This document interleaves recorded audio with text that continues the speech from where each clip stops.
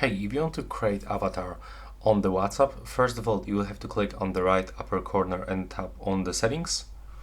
And from here, you will have to go on the avatar. So now to create it, just click on this button. Now wait for the loading process. And here we have to click to get started. As you can see, now we can take the photo or we can create manually. So I'm picking this first. The second option, from here we can choose a skin tone for our avatar. So I'm picking, for example, this one, then click next. Now we have to select our hairstyle. From here you can actually find a lot of different hairstyles. So pick this one that fits you the best, and then click next. Now we can change the hair color.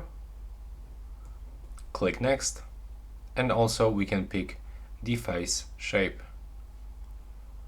From here we can set the width, the narrow, medium, or wide. Then click next, and from here we can set our outfit. So let's say that I'm gonna pick this one. Next we have to click done, and now our avatar is being updated. So click next, and as you can see, that's how it looks. We can also browse from some other stickers. There's also all stickers related to our avatar. So for example, this one. And that's how we can edit also our avatar. And that's basically it. Right now, please subscribe to my channel and see you in the next one.